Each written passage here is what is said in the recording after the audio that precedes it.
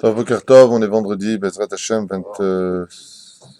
24, le 24 et 27. On est le 24 et le 27. 27, c'est le mois en français, le décembre, 27 décembre, le 24 du mois, Kavdalet, du mois de Tevet, Bezrat Hashem.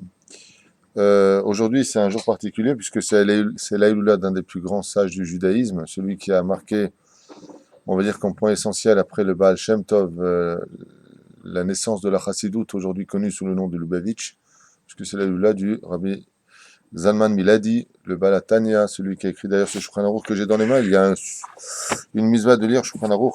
Il plaît ici, Arav Balatania, Bezrat Hashem. Donc on va dire deux halachot pour faire honneur au Balatania. C'est aussi l'Aïloula du Admour de Lalov, par la même occasion. Bezrat Hashem. Lalov de Tunis. Non, pas vraiment, c'est plutôt les pays froids. Bien. אז בואו נפתח באיפה שנפתח.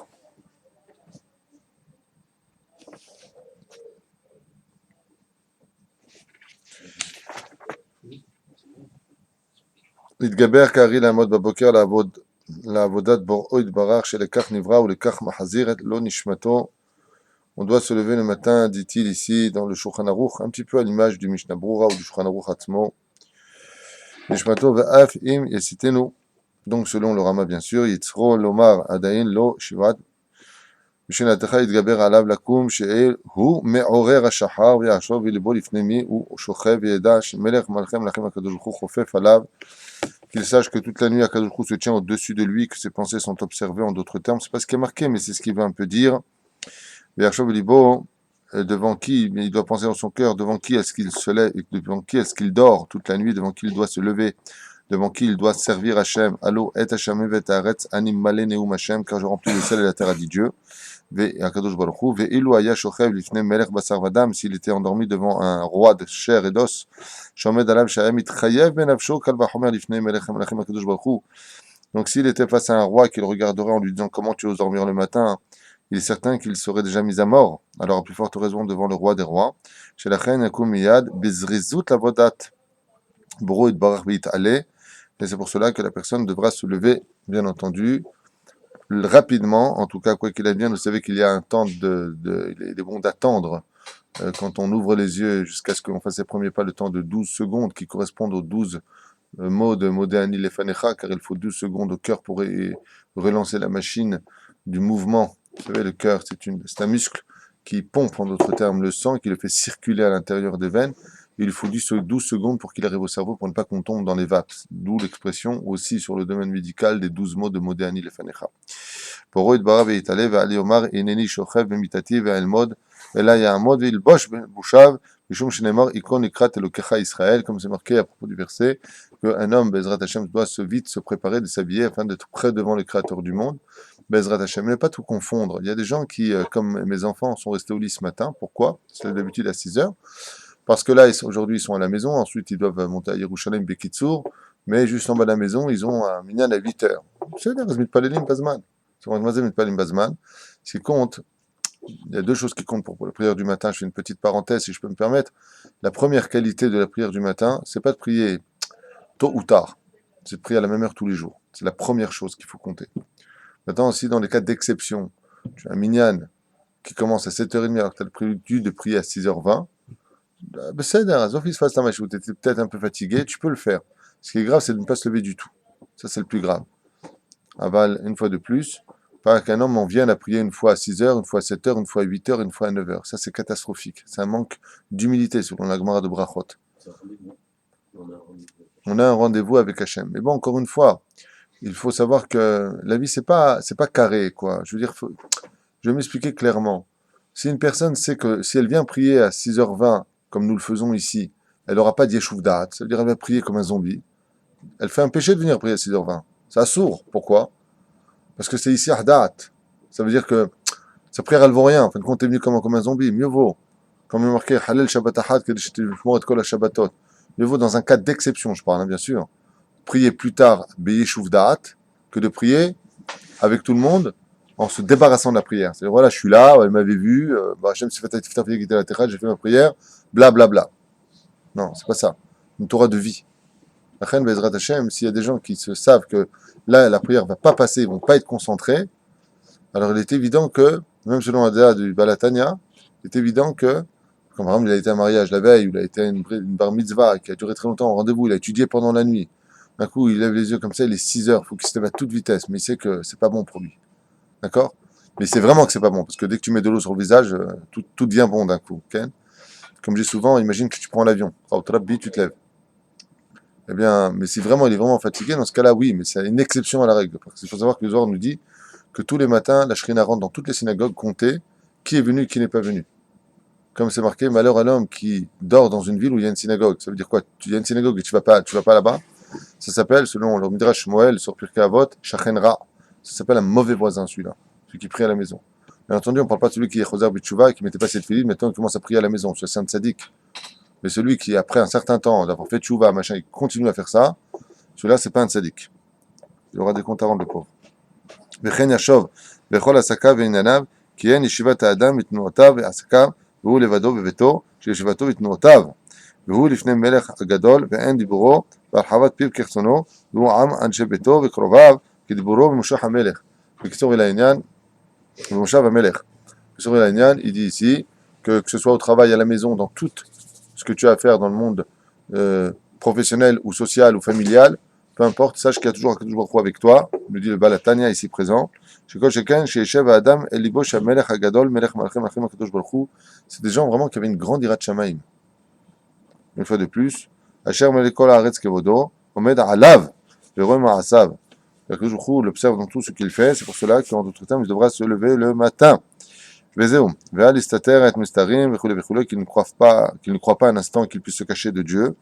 On finit avec cette halakha. Velo yitbayesh bifnei adam hameligim alav ba'avodat bor'o yitbarach mikol makom lo ya'ane divrei azut kenegan hameligim shelo yikne chaz v'shalom yikne kinyan benafsho liyot az panim afilu shelo b'mkom avodato yitbarach, et qu'il ne tienne surtout pas compte du pire ennemi de celui qui est un serviteur de Dieu, c'est de la moquerie des autres qui ne comprennent rien et qui, comme le disait Rabbi Nachman de Breslev, enfermé dans une prison d'orgueil et de clipa, eh bien se moque de ceux qui sont libres d'écouter leur Yetzeratov et pas d'écouter leur Yetzerara, ne tient pas compte de leur moquerie, mais de l'autre côté, ne les renvoie pas méchamment à cause de leur moquerie. Quoi. Laisse passer, sois transparent à eux.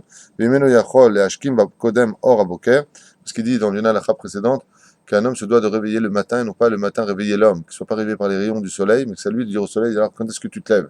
Ça s'appelle être plus fort que la nature, comme on l'avait souvent parlé. Mais comme lo yaher zman atfilal, c'est bon mitpalelim, quoi qu'il advienne, qu'un homme ne vienne pas et n'en vienne pas à tarder dans sa prière, Bezrat Hashem, avec le tzibour, l'importance Bezrat Hashem de prier en tzibour, même si cet homme-là a beaucoup de défauts, même s'il a fait ce qu'il a fait dans sa vie, la prière du tzibour, de prier en minyan, lui fera Bezrat Hashem grimper vite sa tefila. Pour continuer sur la lignée de Zalman Miledi, on va faire un petit peu d'études sur le Rabbi de Lubavitch, prendre une idée de la paracha de la semaine et la développer avec son héritier en fin de compte, puisque vous savez qu'il y a une espèce de Rabbi Shimon Bar Yochai, le Ari Akadosh, le Baal Shem Tov, puis bien d'autres qui viendront Bezrat Hashem s'aligner par la suite, comme le Baal Atania, le Tzemar Tzedek. Et bien entendu, très long, on ne va pas tous les faire jusqu'au Rabbi de Lubavitch, en tout cas, dernier connu de la liste de ces grands chassidim. Parashat Vaera.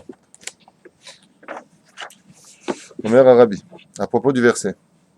On va faire donc deux idées du Rabbi ici, Bezrat Hashem, avec quoi je vous libère, puisque malheureusement, on doit faire un enterrement. Pourquoi et quel message nous aurions, selon la Chassidoute, à lire aujourd'hui, donc tellement de millénaires plus tard, le fait que l'eau se soit transformée en sang? Maïnaf Kamina avec ça. Dit le Rabbi de Lubavitch. Bon, Daber el Paro, Melech Mitzrayim, vient parler à Pharaon, roi d'Égypte, Wishalach et ben Israël me'artso, afin qu'il envoie les enfants d'Israël de sa terre. D'abord, on voit ici quelque chose d'incroyable. Comme j'ai souvent l'habitude de poser aux questions quand je parle avec les enfants de la sortie d'Égypte, je dis souvent, d'après vous, pourquoi est-ce qu'on a besoin de demander l'autorisation à Pharaon de sortir d'Égypte avant de commencer le shiur, Ken? Arrête, il serait venu Moshe Rabbeinu, le dire aux enfants d'Israël, hey, les mecs, vous posez tout, ouais, posez les ustensiles, réunissez-vous et on sort. Et si Pharaon aurait déclenché la sonnette d'alarme voulant nous exterminer par son armée, ben, tant comme Dieu l'a fait quand il y a eu la mer qui s'est ouverte, il aurait fait un miracle et boum, il les aurait frappés. Et là, on apprend une chose essentielle, le derech eretz. Quand tu viens dans une bête à Knesset, quand tu viens chez quelqu'un, tu n'as pas le droit de partir de chez lui sans son autorisation. Attends, je m'excuse, je dois partir. Bien sûr, il n'y a pas de problème, on le raccompagne. Il y a des gens qui croient que de venir à la synagogue, tu fais ce que tu veux, tu viens, tu prends, tu viens pas, je fais ce que je veux. C'est non nachon. Les rabbanim, c'est pas moins que le pharaon. Quand ils s'investissent pour toi, si tu veux partir, il faut demander l'autorisation de partir. Mais bon, il y a encore des gens qui ont besoin d'éducation. Mana, c'est. Je dis pas ça pour nous ici, hein. Ici, grâce à Dieu, tout va bien. Hein. Nul n'est indispensable, Baruch Hashem. Donc, c'est marqué comme ça dans Parashat Vaera. Akadosh Baruch Hu met la première plaie. Vaera, ça fait combien en gematria? 209. Vav, 6. Aleph, 7. En tout. Vav et Aleph. Resh, 207. Plus Aleph. 207, Le 208. D'accord? Pourquoi? Il y a marqué là-bas. Vaera. Parce que la 208e année, alors qu'on est parti pour Redou, 210 ans d'esclavage dans l'absolu, Moshe Rabbeinu s'est dévoilé et il y a eu encore un an de plaie. Donc ça a complété les 210 ans. Donc pour accélérer le processus. Il y a marqué comme ça. Omer Arabi. Maintenant on revient sur l'écrit du Rabbi. Achat asibot le merkaziota shel yetziat Mitzrayim beyadut ad shemaskirim ota bechol yom batfila. Il est curieux, dit-il, le Rabbi, de voir une fois de plus que tous les jours de la vie d'un juif, matin comme soir, nous rappelons la sortie d'Égypte. Hi shebe me'imad aruhani nafshi shel Adam.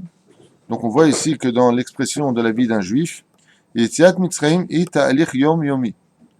Il faudrait donc comprendre que quand on dit « Je suis l'Éternel, ton Dieu, qui t'a fait sortir du pays d'Égypte », ce n'est pas qu'un site historique qui vient surgir à l'esprit de l'homme matin comme soir, puisque c'est une misvat assez de la Torah, une misvat positive de la Torah, de se rappeler que nous sommes sortis d'Égypte le matin comme le soir. Donc quand vous dites « Je suis l'Éternel, ton Dieu » dans le Kiryat Shema, qui t'a fait sortir du pays d'Égypte, tu as l'intérêt à pouvoir la penser avant de le dire, que tu viens accomplir une misvat assez de la Torah de sortir d'Égypte. Seulement, Rabbi, il dit ici, ne viens pas croire que tu viens rappeler un fait historique. C'est sûr que ça a eu lieu. C'est sûr que. Mais tu viens aussi rappeler un fait historique de tous les jours. C'est-à-dire qu'aujourd'hui encore, tu sors de ton Égypte à toi. De quelle Égypte parle-t-il? Nous verrons. Hem, hamekbalot, ameatsurim, vekamim bechol adam alav lecholel, bechol yom echadash, ma'in yetziat mitzrayim. Car en fin de compte, à l'échelle beaucoup plus petite et individuelle, il y a lieu de sortir d'une Égypte intérieure. D'accord? Alors bien entendu, les Mekoubalim, avant de le lire ici, je ne sais pas s'il va en parler ou pas, mais je vous le dis, les Mekoubalim, comme nous l'avions dit dans le dernier shiur, nous disent que le mot Mitzraïm vient en réalité de deux mots qui signifiaient Metzarayam, c'est-à-dire limiter, se limiter, comme la mer est une limite à la terre, en d'autres termes, elle limite le continent, de la même façon, l'Égypte limitait les hommes de ne pas aller au-delà de ce qu'ils pouvaient être. C'est-à-dire, tu es esclave, tu restes esclave. Tu es roi, je reste roi. Chacun était limité dans le contexte des 50 portes de la Bina et de la pureté ou de l'impureté. Quoique, en Égypte, ce n'était que de l'impureté. Tandis que Akadosh Baruch Hu a fait une faille dans la mer pour montrer que les enfants d'Israël peuvent aller au-delà des océans, au-delà des limites qui leur sont imposées. Donc, on voit ici que de sortir d'Égypte, ou plutôt vivre encore en Égypte, c'est quelqu'un qui se limite dans la vie. Moi, je ne sais pas étudier la Gemara, et toute sa vie, cet homme-là n'étudiera pas la Gemara. Tu as vécu dans ton Égypte. Ça, c'est un peu ce que veut dire par contre le Rabbi. Moi, je ne sais pas prier la prière, je fais juste mon Ashrei Jovetecha et Ma'amida, c'est mes principes. Tu t'es limité toute ta vie à cela. Ça, c'est vivre en Égypte. Ça veut dire que tu dis avec ta bouche que tu es sorti d'Égypte, mais tu ne le vis pas. Tu le dis, mais tu ne le vis pas. Moi, je prie à la maison, toute ma petite prière à moi, c'est dans mon salon tous les matins à 9h, avec mon café et mon truc. Tu t'es limité, tu vis dans une Égypte. C'est-à-dire que tu as vécu ton judaïsme dans une Égypte. C'est pour cela que la marloquette connue entre ces deux grands de la pensée juive qui étaient le Rambam et Rabbi Yehuda Halevi, le Baal Kuzari, pose la question à savoir quels sont les degrés d'un homme à atteindre. Ouais, ça une fois de plus, il faut que je me la ramène. Tout ça, c'est pas du Rabbi. Hein. Je rajoute d'autres livres sur ce que veut dire le Rabbi pour bien comprendre le Rabbi d'une certaine façon. Eh bien, savoir que quand on est minéral, il faut chercher à devenir végétal, c'est-à-dire monter dans l'élévation. C'est pour cela que le végétal ne peut exister que quand il se nourrit du minéral qui est en dessous. Et le végétal, une fois qu'il est végétal, veut monter à l'état de animal.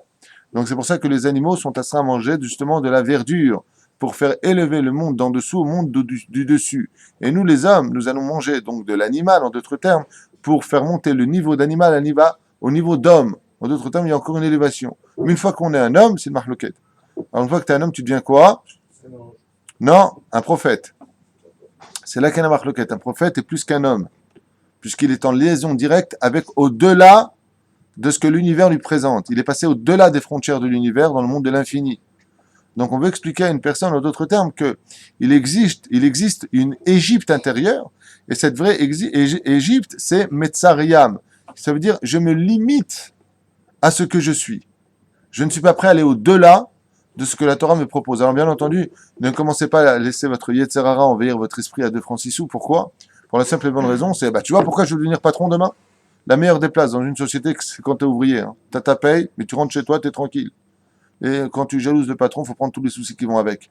La reine, je parle pas du monde matériel. Ah, tu vois, il faut ouvrir d'autres magasins. T'as entendu le cours du Rav Tuitou sur l'Arabie? Ouais, c'est super, viens, on commence à aller au-delà de nos limites. Imbécile, c'est pas du tout de ça que je parle. Au contraire, la Mishnah dans Masechet Avot nous dit, Dieu, il n'a pas besoin de plus d'un travail dans ta vie pour te donner ta nourriture. Fais-lui simplement un couloir et il t'envoie tout l'oseille par ce couloir. Il n'y a pas besoin de plus que cela. Tu n'as pas besoin de perdre ton temps encore plus car tu ne mangeras pas avec 2 fourchettes. Tu as de quoi manger. Metsuyan. Ne cherche pas à aller au-delà de cela. C'est pas du monde matériel que je parle. Je parle du service divin. On se comprenne bien. D'accord? Parce qu'il y a plein de gens qui pourraient utiliser ça comme joker en disant, donc demain, je veux une réchette. Attends, mais si tu ouvres une réchette, quand est-ce que tu vas étudier la Torah? Parce qu'il va falloir que tu bouges. Il va falloir que tu perdes ton temps d'aller d'une ville à une autre ville. N'oublie pas que celui qui a une bracha, c'est celui qui a son travail devant sa maison. Plus c'est loin, plus il y a un problème dans son étude, en d'autres termes. Bien, on ferme cette parenthèse. Alors, bien entendu, mitzariam, c'est-à-dire d'être capable d'aller au-delà de la frontière. Et le peuple d'Israël va aller même au-delà de la frontière la plus illogique, celle d'aller dans un désert en tant que 3 millions d'individus qui passeraient un désert pendant 40 ans de qui plus est, même si au début ils ne comptaient pas y rester, ces 40 ans, mais c'est un décret à cause de la faute des Méraglim. Eh bien, 40 ans dans le désert, c'est d'aller bien au-delà des limites. D'une certaine façon, pour celui qui a fait son service militaire, on lui apprend très souvent à dépasser ses limites. Et imagine, tu dis à une personne, voilà, tu vas dormir que 2 heures par jour. Ces 2 heures vont être saccadées de qui plus est, tu vas être dérangé. En l'espace d'1 minute, tu vas être réveillé alors que tu auras fait quand même 30 km juste avant. Ouais. Tu vas t'habiller et on va repartir encore pour 5 km. Le mec, il dit, c'est impossible. Quand tu vas à l'armée, tu te rends compte que tu es capable de dormir 2 heures, de marcher pendant 40 km dans le désert à crever de chaud, d'avoir du sable dans le derrière, d'enlever tes pompes avec des cloques où tu saignes de l'autre côté parce que tellement t'es fini, et de qui plus est, t'as encore la force de continuer. Alors que nous, on va veiller, une fois qu'on a fini tout cela, on retourne dans les limites de l'homme, et puis dès que on s'est couché à 1h du matin, on regarde l'heure, on dit, oh là là, je ne pourrai pas me lever demain matin. Mais si tu étais à l'armée, oui. C'est-à-dire qu'en d'autres termes, sachez, je vous l'ai dit ouvertement, qu'on n'utilise même pas 5% de notre potentiel physique. On n'utilise rien. On est fatigué parce qu'on est fainéant. On n'utilise rien. La preuve en est, tu dis à quelqu'un, lève-toi pour Tikkun Chatzot, mais t'es fou de me réveiller pour ça, je tiens pas, je tiens pas. Bah, lui dirait, il y a le feu à la maison, il se lève à toute vitesse. Quelle différence y a-t-il? Il a pris conscience que là, il fallait vraiment qu'il se lève. Il a pris conscience que c'est un gros fainéant. C'est pas vrai.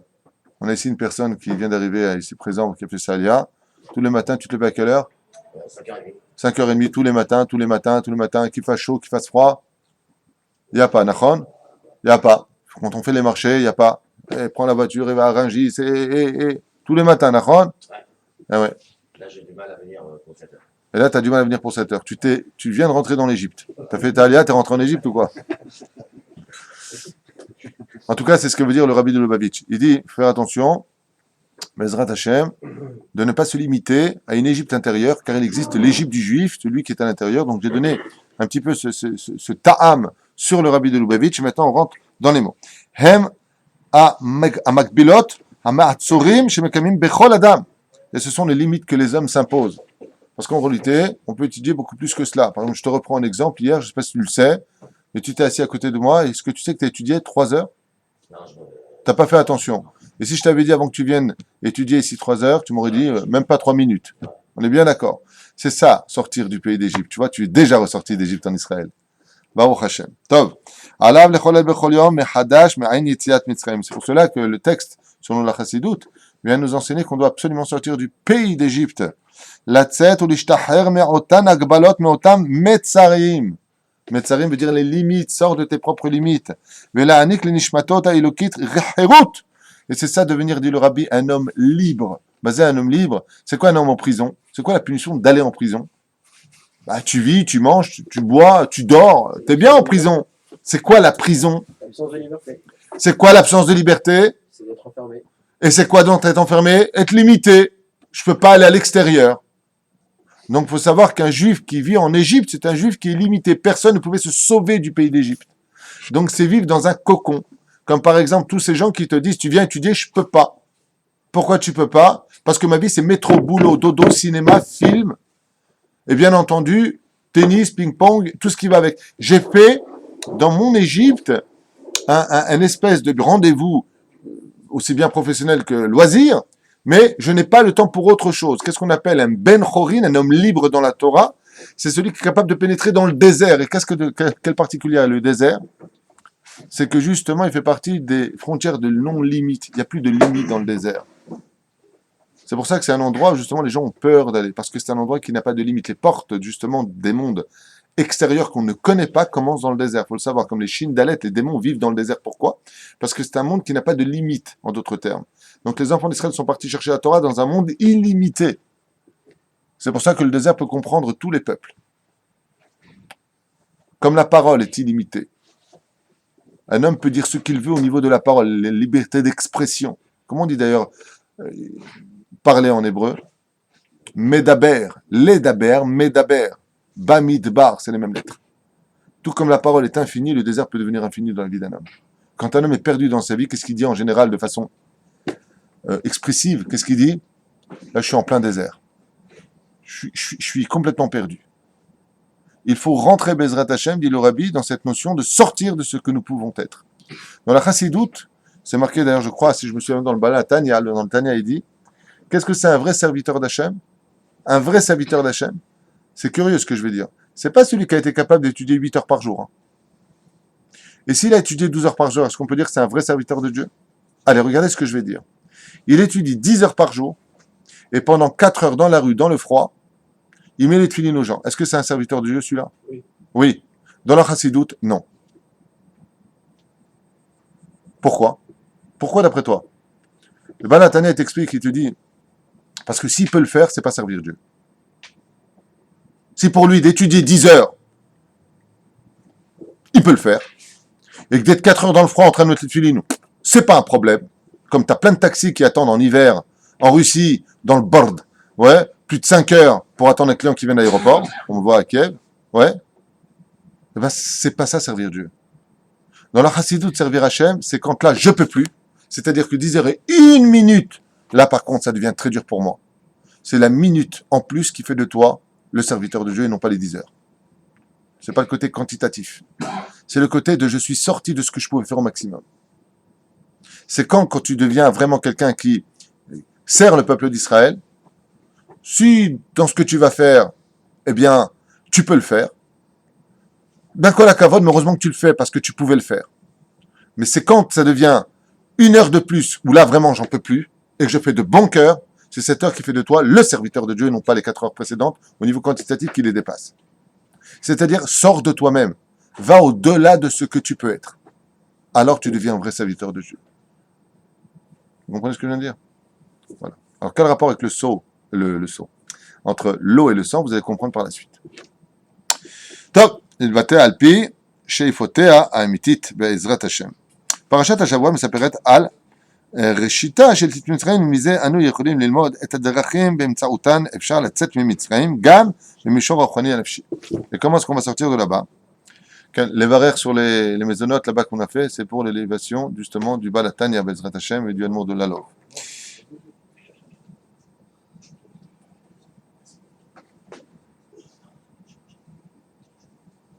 Hamaka Rishona, Sheunchata al Mitzrayim Aïta Maka Dam. Et pourquoi Dieu a commencé par la Maka du sang? Bon, il y a plusieurs raisons à cela. Kol Hamaim Asher be Mitzrayim Nefru le Dam. car toute l'eau est devenue du sang, toute l'eau, absolument toute l'eau. Mais ça, nous vinim, Shatzad Arishon l'ishtacher mitzraim ou afichat hamaim ladam. Et donc, on voit ici que Akadosh Baruch Hu, selon la Chassidut, aurait voulu montrer le mode d'emploi pour devenir un serviteur de Dieu et sortir de ses limites. Quel est le mode d'emploi? Parce que c'est vachement facile d'écouter un cours pareil en disant « Ok, le rabbi, il est bien gentil, il nous dit de sortir de nos limites, ben c'est bien, mais comment on fait ?» Question pertinente, comment fait-on? C'est facile de dire qu'il faut faire tchouva, mais comment fait-on teshuva? C'est facile de faire un shlom bayit, mais comment puis-je faire un shlom bayit avec quelqu'un qui ne veut pas m'écouter? Comment sortir? Quel est le mode d'emploi à suivre pour pouvoir y arriver? Le rabbi dit, c'est marqué dans la Torah en allusion, Dieu a transformé les eaux en sang. Les eaux et le sang représentent donc deux espèces d'attributs, deux espèces de manières d'intervenir dans son service divin. L'eau représente la froideur, la hitkarerut. Le sang, lui, par contre, représente le chaud. L'eau stagne, tandis que le sang circule. Sinon, s'il ne circule pas, il est mort.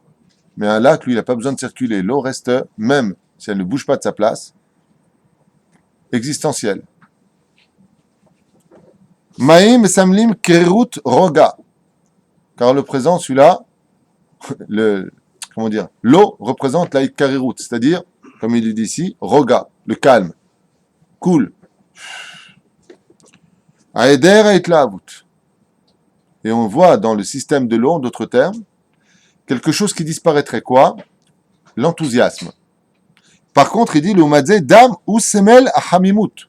Par contre, le sang lui représente l'enthousiasme, la joie, l'activité. Je bouge. Qu'est-ce que du sang? C'est de l'eau rouge, quelque part. Bon, il y a plusieurs ingrédients. Avalki Karol, c'est des liquides. La seule différence qu'il y a, c'est que le sang, lui, par contre, il bouge, il va très vite. Et plus tu vas bouger vite, plus tu vas marcher, plus ton sang va circuler vite. C'est ce qu'il dit. Et il avut à la hâte. Dit le rabbi, tu veux sortir d'Égypte? Tu veux sortir au-delà des frontières? Tu veux connaître le mode d'emploi pour en sortir? La première chose que tu as à faire, c'est de transformer ton eau en sang. C'est-à-dire d'arrêter de faire le peu de mitzvot que tu fais dans ton Égypte. Donc imaginez maintenant qu'une personne, dans son potentiel, pourrait étudier qu'une seule heure de ce qu'il pourrait faire. 2 heures, je peux pas. Tu veux arriver à 2-3 heures après? Ouais, fais le Bessimcha. Fais le Bekef. Dans ce que tu pouvais faire, fais-le, pas en disant « Attends, je viens étudier, j'étudie comme j'étudierais un journal, l'élève Alpha Abdalim, je n'ai pas de hitlavut, je n'ai pas de joie, je n'ai pas d'enthousiasme à accorder à cette heure que je pouvais faire de toute façon au niveau de mon potentiel. » Alors automatiquement, tu restes dans cette Égypte. C'est-à-dire que vous vous rendez compte qu'un juif religieux, pratiquant, étudiant la Torah, peut être un juif qui aura vécu toute sa vie dans son Égypte. C'est quoi un juif qui est sorti d'Égypte? C'est un juif qui a étudié la Torah dans la joie. Donc automatiquement dépassera les frontières et c'est le mode d'emploi, dit le rabbi. Transforme ton eau en sang. Ça a été le premier message, selon la Chassidut, que Dieu a voulu enseigner par la transformation de l'eau en sang aux enfants d'Israël. C'est-à-dire qu'on vient vous annoncer la Géoula, ne l'annoncez pas comme étant une catastrophe, annoncez-le comme étant un bienfait. Donnez du sourire aux gens, donnez de la joie aux gens, c'est la Géoula. C'est pas grave ce qui se passe en islam, j'entends tout le temps les gens dire ça fait peur ce qui se passe en France, ça se fait peur ce qui se passe en France, en Europe, ça fait peur. Arrêtez d'avoir peur de ça. Commencez plutôt à être joyeux de comprendre que c'est le processus de la Géoula que Dieu a choisi pour nous. C'est ça, sortir du pays d'Égypte. Sinon, même en Israël, tu es encore en Égypte. Si tu as peur d'ici, de ce qui se passe à l'extérieur, tu t'es enfermé dans des frontières qu'on appelle les frontières de la peur.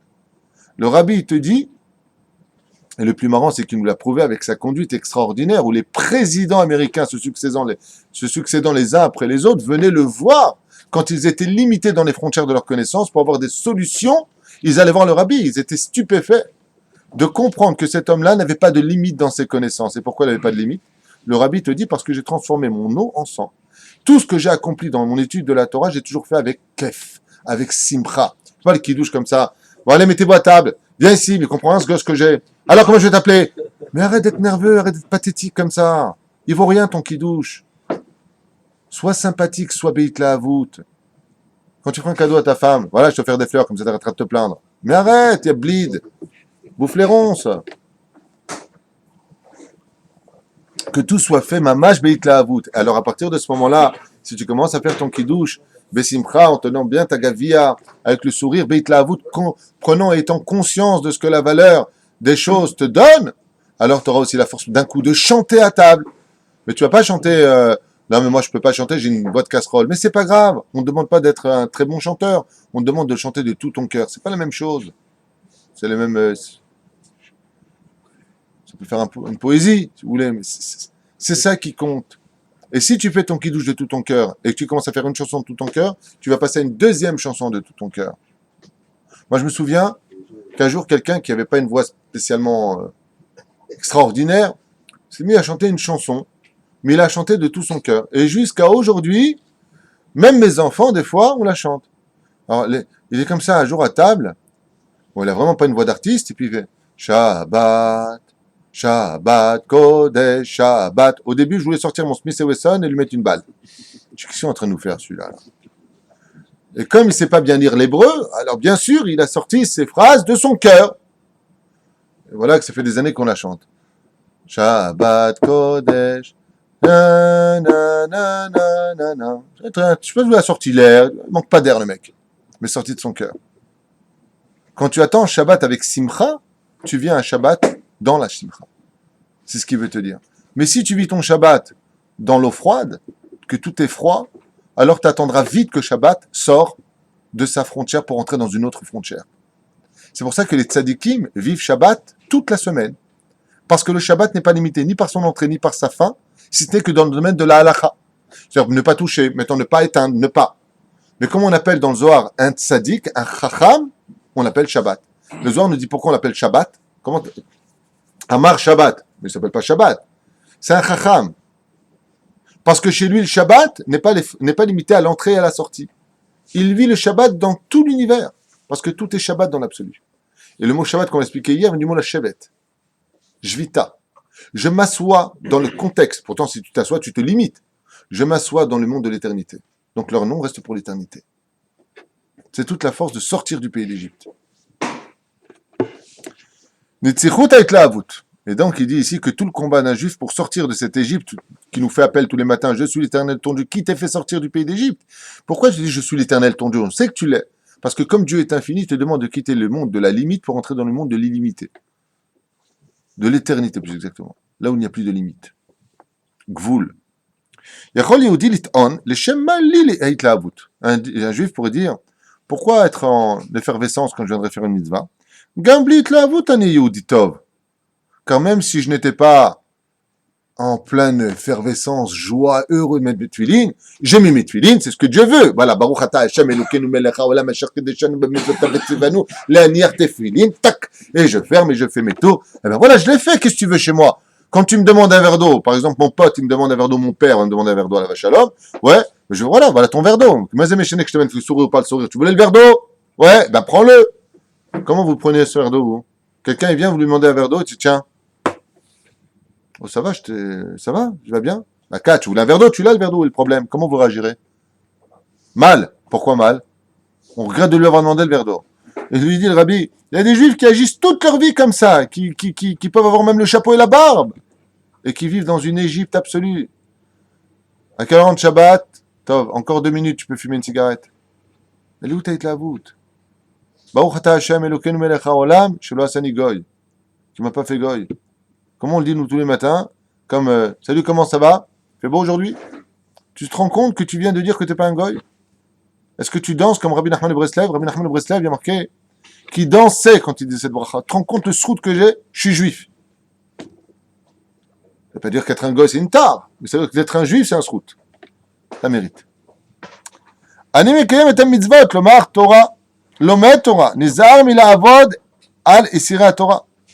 Et j'étudie par exemple dans la joie les interdits de la Torah. Souvent d'ailleurs vous envoyez, vous avez souvent des juifs qui te disent, que Dieu les bénisse, souvent des gens qui te disent facilement, hein, oh ouais, la Torah ça me saoule tout le temps, t'as pas le droit, tu peux pas, t'as pas le droit, tu peux pas. C'est vraiment que quand on vient faire une affaire, on va voir des conseillers, on paye en plus, hein, ça coûte bonbon. Hein. Quelqu'un qui est parti voir un mec à Tel Aviv pour des conseils juridiques, ça lui a coûté juste la bagatelle de 5 000 euros pour 2-3 rendez-vous qu'il a eu. Hein. 25 000 shekels lui a demandé. Ça coûte bonbon hein, de demander des conseils. Et c'est marrant parce que le mec qui lui a donné des conseils, il dit ah non, surtout pas ça. Hein. Ah non, mais si vous faites ça, il va vous attaquer, ils vont plein le pot. Hein. Ah non, mais pourquoi tu lui dis pas? Mais je comprends pas, vous avez que du négatif? Que vous avez déjà participé à un procès? Objection, votre honneur. Objection de quoi? Tu vois que t'es que négatif? Non, mais je veux sauver la vie du mec qui est condamné. Donc de dire que c'est pas la bonne direction, c'est une bonne nouvelle. Arrêtez de dire constamment que la Torah nous interdit tout. La Torah te permet tout. Seulement c'est à toi de trouver les forces en toi pour dire je ne ferai pas. Parce que si tu veux faire ce que Dieu t'a interdit, tu peux le faire. Ça s'appelle le libre arbitre. Donc sors de ton contexte. Une fois, comme un jour, quand j'ai fait tchouva, quelqu'un me dit mais pourquoi tu prends pas l'ascenseur quand tu montes? Pourquoi tu n'allumes pas la télévision? Je comprends pas. Pourquoi tu prends pas ta voiture? Mon frère venait d'acheter à l'époque, mon frère Moshe, mon frère Hayo, il venait d'acheter une Golf GTI blanche. Imagine un petit peu de quoi je te parle pour des jeunes. Ouais. Ça, c'était la gonzesse assurée, la GTI blanche à l'époque. T'avais même pas besoin de donner ton nom, ça montait direct. LFL Dalim. Ouais. Il me dit, mais vous avez une GTI, pourquoi vous la conduisez pas pendant le Shabbat? C'est ça que j'aime pas dans la Torah. T'as pas le droit, t'as pas le droit, t'as pas le droit. Je dis, non, c'est toute la différence. Je choisis de ne pas la prendre. Je ne veux pas. Je contrôle. Par contre, toi, sans ta cigarette, tu peux. Et je fumais 2 paquets à l'époque. Je choisis de ne pas fumer le Shabbat. Mais si je veux fumer, personne m'en empêche. Je contrôle, je dis non. Je ne veux pas. C'est pas que la Torah m'interdit. Tu peux tout faire. Dieu, tu ne manges pas de porc. Je veux manger du porc. Je peux manger du porc. Chas v'shalom. Je dis ne t'habille pas comme une fille. Tu peux t'habiller comme une fille. Je te dis tu ne feras pas, tu ne convoiteras pas la femme de l'autre. Je peux la convoiter. C'est ça ma liberté. Mais ma liberté, c'est de ne pas écouter mon Yetzerara, qui lui veut me limiter à mes passions, à mes pulsions. Je veux sortir de mes pulsions et de mes passions. Quelqu'un m'a envoyé un SMS, un email hier, il me dit j'ai arrêté de fauter avec telle et telle faute. Alors je lui dis aujourd'hui, tu es sorti d'Égypte. Parce que tu peux continuer ta faute, mais tu es esclave. L'esclave, c'est celui à qui on dit quoi faire. L'homme libre, c'est celui qui choisit ce qu'il veut faire. Donc il a 2 options, le mal et le bien. Ça, c'est sortir d'Égypte. Ça, c'est sortir d'Égypte. Tu viens au cours, je n'ai pas envie. C'est choisir. En réalité, tu viens d'écouter une mauvaise voix. Viens au cours. Et même si tu dors, tu prends le salaire. Mais viens au cours. Pourquoi tu vas venir au cours? Parce qu'on va te poser une question plus tard. Est-ce que tu as été un homme libre? C'est pour ça que jour comme nuit, on vient te poser la question, est-ce que tu es sorti de ton Égypte? Pas l'Égypte qu'on connaissait. Je pense que vous avez bien compris le message. On avance. Al-Kach Meshivimlo. Shkirut I Avi Avot Kolra. Et là, le rabbi de Lubavitch écrit noir sur blanc quelque chose qui doit vraiment nous réveiller. Il dit que, vous savez que toute chose peut être un dérivé du mal, mais le mal absolu, c'est quand quelqu'un vit sa vie dans la kirerut, c'est-à-dire il vit sa vie comme de l'eau. C'est-à-dire qu'il fait partie du monde des gens qui agissent dans la Torah comme des robots. Il n'y a pas d'âme à l'intérieur d'eux. Et il dit, le rabbi ici, écoutez bien, Shakirerut I Avi Avot Kolra. Il n'y a pas un plus grand mal, c'est le père de tous les mâles qui existent dans ce monde. Ceci étant dit, ce qu'il dit, excusez-moi de vous le dire, mais c'est marqué dans la Torah noir sur blanc, car il est marqué dans le livre de Devarim. Et pourquoi Dieu vous a-t-il apporté tous ces pogroms dans votre vie, tous les malheurs que vous avez eus? Parce que vous ne m'avez pas travaillé dans la hitlaavut, dans la joie. C'est vrai que c'est marqué comme ça, mais ça veut dire dans l'enthousiasme. Dans le Sefer Torah, c'est marqué que tous les malheurs qui viennent sur la tête d'un juif viennent du fait qu'il travaillait Dieu comme un robot. C'est-à-dire, on parle de qui? On ne parle pas du Chiloni. On ne parle pas de celui qui ne fait pas Torah Mizot. On parle de celui d'Afka qui est dans la Torah, mais qui a été un religieux en Égypte, dans son Égypte à lui. Donc, définition d'un homme libre pour le rabbi de Lubavitch dans la Chassidoute, c'est quoi? Qui représente d'ailleurs toutes les Chassidoutes et même la Torah elle-même. C'est quoi? C'est la joie. Dès que tu travailles Hachem dans la Simcha, dès que tu vis les choses dans la Simcha, automatiquement, tu commences à sortir des limites de tout cela. C'est pour cela que vous avez remarqué que la joie s'exprime par quelque chose de connu. C'est marqué dans le Shmuel Aleph aussi. La joie s'exprime par quelque chose de connu. Quand quelqu'un est triste, qu'est-ce qu'on ne peut pas lui demander? Une chose certaine qu'on ne peut pas demander à quelqu'un qui est triste. Nettoyer. Non, c'est évident. Il est triste, j'ai dit. On ne peut pas lui demander de chanter. Quand quelqu'un est triste, qu'il n'est pas bien, tu veux chanter une chanson? J'ai pas envie. Parce que l'antithèse de la tristesse, c'est le chant. Quelle est la première éducation que Dieu a donnée au peuple d'Israël quand on est sorti d'Égypte? Chanter. Az Yashir Moshe, Ouvne Israël. C'est pour ça que dans la chassidoute, il n'y a pas de chassidoute sans chant. Il n'y a pas de hidbodédoute si tu chantes pas. Pourquoi je vous parlais de Shmuel? Parce que quand le roi Shaoul était triste, il demandait au roi David de venir jouer de la musique. La musique rend la joie. Donc quand ça va pas, il faut que tu chantes. Quand tu veux vivre ton étude, j'étais avec mon frère Samy au téléphone, qui contrôle donc le collège de Or Eliyahu à Yerushalayim, et nous ici à Oel Moshe. Et il me dit, oh là là, qui c'est qui chante comme ça dans le Beth Midrash? Alors je lui dis, c'est l'Avrechim. Quand ils étudient ici le Tour, le Shulchan Aruch ou la Gemara, ils chantent. Vous venez à n'importe quelle heure, vous entendez des chants. Ici, tout s'étudie dans le chant. Alors il me répond brièvement, il me dit, oh là, il y a beaucoup de joie chez toi alors. Parce que si tu es capable d'étudier en chantant ta Torah, c'est que tu la vis dans la Simcha. Ça, c'est la vraie sortie d'Égypte. Alors imaginez, celui qui fait ça, il y a dans la joie, donc arrête de s'inquiéter pour sa parnassa constamment et de tout ce qui va avec, parce que vous portez la Rome, les mecs. Hein. D'accord? Parnassa, c'est Dieu qui la donne. Et comme dit souvent mon rave, le Dieu qui donne la parnassa en France, c'est le même qui la donne ici. Alors toujours le joker en disant, mais en France, on se débrouille toujours, on connaît le langage, on connaît les systèmes. Eh bien, sache une chose, Israël, ça te nettoie de tes fautes, et dès qu'il plus est, c'est une renaissance. Donc, mieux vaut renaître ici que au Guéinam. Bien. Et là, le rabbi nous enseigne quelque chose de philosophique très important. Qu'est-ce que ça veut dire? Écoute bien cette phrase, Maurice. Écoutez bien ce que ça veut dire. Parce que c'est d'un très haut niveau, même si c'est enseigné dans un langage d'enfant. C'est de la pure Kabbale, ce que vous allez entendre dans les phrases pratiquées ici, parce que c'est vraiment la profondeur absolue. Qu'est-ce que veut dire travailler Dieu dans la froideur? Réponse du rabbi. Enam me'anenim be'emet et adam. Ça veut dire qu'en réalité, tu n'es pas vraiment intéressé par ce que tu fais. Voilà, ça c'est tout le secret de la Torah.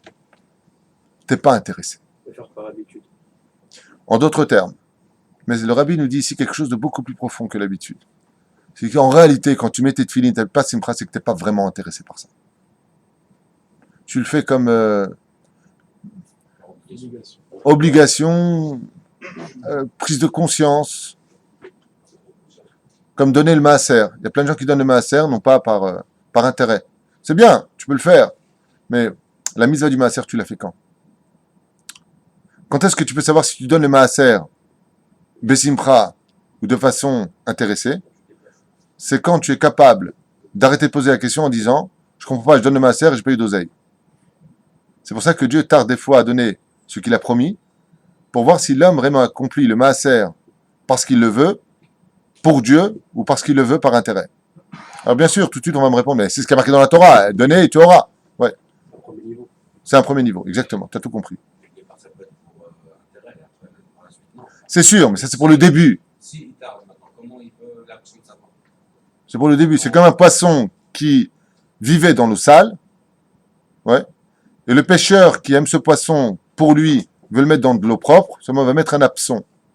Alors, le poisson va mordre à l'hameçon, d'accord? Il peut commencer à se débattre, mais il était content, il dit, attends, mais l'hameçon c'est du verre, moi je mange le verre, je dis le poisson. Et il voit pas les résultats. Seulement quand il est jeté après dans l'eau propre, il commence à remercier celui qui l'a attrapé avec l'hameçon. C'est-à-dire que le temps est la réponse à toutes nos questions. En attendant d'arriver à la réponse par le temps, vis ce que tu vis dans la simcha de le vivre. Mais si le rabbi nous donne une gifle énorme, je ne sais pas si vous avez remarqué, il dit, sache que si tu ne fais pas les mitzvot, si tu ne vas pas étudier la Torah dans la joie, ton heure du matin, ou quoi que ce soit que tu fasses, c'est qu'en réalité, tu n'es pas intéressé par l'étude, et que tu n'es pas intéressé par ta tefila, et que tu n'en as rien à faire de ton Shabbat si tu ne l'attends pas Bessimcha. Ça veut dire qu'en réalité, c'est une particularité de ta vie. Ce n'est pas le Icar de ta vie. Tout comme Dieu. Il y a des gens qui vont à la synagogue, malheureusement, c'est pas un jugement, c'est un état de fait, pour se donner bonne conscience, mais qui oublient l'essentiel. J'ai rendez-vous avec Hachem. J'y vais Bessimcha. Une fois, j'ai rencontré un Haredi il y a très longtemps, qui courait. Je lui posais une question d'Alacha, et tellement heureux sur le visage, je lui dis, mais tu vas où? Il m'a dit, je prie Mincha. Il dit, ça te rend heureux de prier Mincha? C'était au début de Matshuva. Il m'a dit, mais trop. Il me dit, jeune homme, j'ai rendez-vous avec Melech Malcham, tu vois que je suis pas heureux.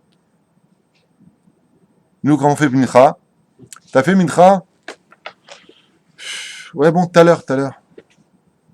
On se débarrasse. T'es pas intéressé. Et si, je vous le dis dès maintenant, je le rajoute, si tu veux être intéressé pour le vivre, parce que t'es pas un robot non plus qui peut faire j'ai simcha, non. Si t'étudies pas, tu peux pas savoir. Fais. Et essaie de comprendre aussi pourquoi tu fais. Mais premier niveau, d'abord fais, qui est le plus haut des degrés. Et ensuite, c'est de comprendre. Car en comprenant pourquoi tu fais les choses, tu finiras par aimer le pourquoi tu as fait la chose. Vous voyez ce que je viens de dire? Bien. Alors, je voudrais quand même juste finir avec ça. Omer Arabi, Alken, bon, j'ai un petit peu dépassé le texte. Alken Atzad Arishon, chez Beshechrura, chez la Nefesh, Bemigbalotea. Donc, la première chose à faire, le premier pas à faire pour libérer notre âme de la limite dans laquelle nous sommes, ou Siluk Akirut, Ve'adishut, donc Abba, Michom, Ve'itlaavut. Donc, arrête ton indifférence vis-à-vis des mitzvot, il dit ici, par exemple, l'ilmot Torah, להתפלל, לקיים מצוות ולעבוד את השם מתוך שמחה ובהתלהבות, בזריזות ובהתחממות, כפי שאנשים מתייחסים לעיני העולם הזה, venir en même temps. Il dit, regarde, c'est très simple. Dieu t'a donné le monde d'en bas pour comprendre comment servir le monde d'en haut. C'est magnifique ce qu'il vient de dire encore ici. Qu'est-ce qu'il dit? Il dit, c'est simple. Quand tu vas au travail, ouais, et que tu es en train de signer un super contrat où tu vas livrer une tonne de marchandises, ouais, et que tu raccroches ton téléphone, et que le mec dit, ok, je vous envoie le fax, c'est bon, je signe. Et tu viens de prendre 200 000 euros dans ta commande. Comment tu raccroches? Comment Ou comment t'es? Ah, aïe, aïe, aïe, aïe, aïe, elle est belle. Chérie, on part en vacances, au fait, ta voiture. Je te l'offre. T'appelles le monde, t'es heureux. Mais t'es comme un fou. Il te dit, le rabbi, c'est pour ça que Dieu t'a donné le monde d'en bas. Pour que tu puisses prendre exemple de ton Yetzerara pour servir avec ton Yetzerator. Quand on te donne une augmentation, quand on te donne un poste, quand tu trouves une bonne place, quand tu as trouvé enfin la voiture que tu voulais, quand tu as épousé la femme que tu voulais, quand tu vis dans la ville que tu désirais, comment t'es? T'es comme un fou. T'es comme un fou. Et il te dit, tu dois être pareil pour servir Hachem.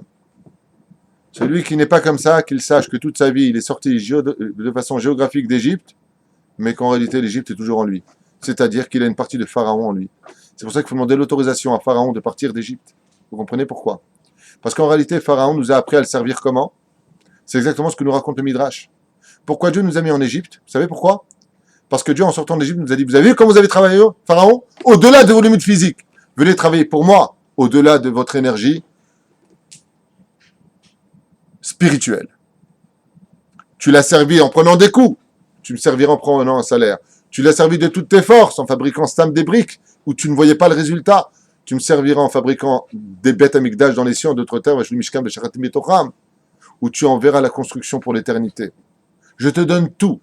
Seulement, comme tu l'as servi, tu me sers. De toutes tes forces, au-delà des limites qui t'ont mené à la mort. Il y a une très belle histoire dans la Gemara, j'ai oublié son nom malheureusement, un Amora, pas la moutarde. Hein.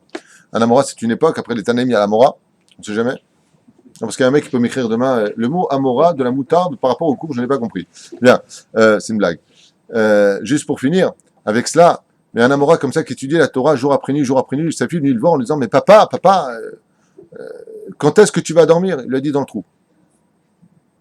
Dans le trou, quand on mettra sous terre, je dormirai là-bas. Alors on raconte que ce Amora, alors que après plusieurs nuits sans dormir bichlal, ferme son étude et puis monte l'escalier pour aller dormir dans sa chambre au moins 1 heure pour réaviver son corps et son âme à travers le sommeil. Et arrivé à la 2e marche des escaliers, il s'est arrêté net, il est retourné s'asseoir. Alors sa fille lui a dit le lendemain matin, mais pourquoi t'as fait ça, papa? Parce que j'ai réalisé que si j'avais la force d'aller de ma chaise jusqu'à l'escalier, j'avais encore un peu de force pour étudier la Torah. Ça, c'est vraiment au-delà de tes limites. Ça, c'est être un vrai serviteur de Dieu. Vous avez remarqué qu'on a tout le temps la force pour voir des films jusqu'à 2h du matin, on n'a jamais la force pour faire le Tikkun Chatzot. Et pourquoi on ne fait pas Tikkun Chatzot? Parce qu'on n'a pas compris que c'était important. Pourquoi on ne se lève pas le matin prier? Parce qu'on n'a pas compris la valeur de la petite en Tzibour. On ne l'a pas compris. Mais si on l'avait compris, le roi David, sachez une chose, j'ai vu un midrash extraordinaire qui disait de lui que le roi David, quand il allait dormir, pendant son sommeil, il était comme ça. Quand est-ce que je me lève? Si ce n'était pas une obligation de faire attention à son corps et son âme pour dormir ma petite demi-heure, là, ouais. Si ce n'était pas une demande de Dieu, en d'autres termes, de dormir un petit peu parce que c'est la nature qui le veut, Mais le roi David est marqué de lui que quand il allait dormir, son seul et unique kiff, c'est quand est-ce que je vais me lever pour mettre des tefilines. C'est comme quelqu'un qui a gagné 50 millions d'euros au loto. Il apprend le soir quand tout est fermé. Comment il passe la nuit? Blanche. Blanche. Qu'est-ce qu'il attend? Quand est-ce qu'arrive le soleil pour encaisser mon chèque? Le roi David, tous les jours pour lui, aller mettre les tefilines, c'était prendre 50 millions d'euros. Tous les jours. Quand il allait dormir, il avait la rasera de... Non, il ne peut pas se lever le soleil là. Allez, allez, allez. Il se levait à Khatsot là, il a. Mais toute la nuit, il attendait. Dès que venait le matin, comme un fou. Le srout. Il ne faisait pas comme ça, je pense à la banque. Hein. Chaque tour, Chesed, Gevurah, Tiferet, Od, Netzach, Yesod, Malchut, réparer les mondes. Hein? Il n'avait pas d'iPhone. Quel rapport? Top, je donnerai pas ton nom, Maurice. Voilà, mais Zayn. Top. L'Achan Omer Haïdour à mitzvah, je finirai avec ça pour vous libérer parce qu'il est tard. Shayehudi Oved et Hashem Bekirut. Dailo Bemzouza Pshuta. Oh, encore un bel exemple que j'aime, j'adore cette Torah-là, écoutez bien. Qu'est-ce que c'est un juif? Allô, Tzadik. Qu'est-ce que c'est un juif, dit le rabbi de Lubavitch, qui travaille Dieu? C'est merveilleux, il donne des exemples. Qu'est-ce que c'est un juif qui travaille Dieu dans la froideur des choses? Regardez la réponse, pas moi. Dailo Bemzouza Pshuta. Celui qui recherche une mezouza simple, pas trop chère. Vous rappelez l'exemple que je vous avais donné moi personnellement? Il lui donne ici. Tfilin Zolot. T'as pas une bonne paire de tfilin, 5000 shekels. Non, truc simple. Simple. Par contre, la voiture, attention, hein, la voiture. Il faut que ce soit toute option compris, l'assurance tout risque. Et les hôtels, 5 étoiles minimum. Par chambre, pas par l'hôtel. Hein. Tfilin Mekutseret. Afsaka minimalit chez le kashrut. C'est quoi? Il y a une théouda là-bas. Tu vas pas vérifier ce que c'est, bichlal. Tu peux être certain que ce juif-là, il est en Égypte absolue. Pourtant, il met les tefilines, il a des mezuzot, il mange kasher, il fait tout ce qu'il faut. Le rabbi dit de sa propre bouche, Besach hakol urotze latzet yedechova. C'est un homme qui ne veut que se débarrasser des mitzvot. C'est un homme qui n'a pas sorti son Égypte, car la première plaie d'Égypte où l'eau s'est transformée en sang a été la première plaie qui a arrêté l'esclavage en Égypte. On est resté au repos pour préparer la sortie d'Égypte. Voilà ce que le saint et vénéré rabbi de Lubavitch vient nous enseigner sur la première plaie d'Égypte. Sors de ton Égypte intérieure, sors de ce que tu es. Et la meilleure façon d'y arriver, c'est de faire ce que tu as à faire avec Hitla Avut, en faisant tout en simplement circuler ton sang dans tes veines, faire évoluer cette mitzvah. En d'autres termes, prends ta mitzvah et jette-la jusque devant le trône divin.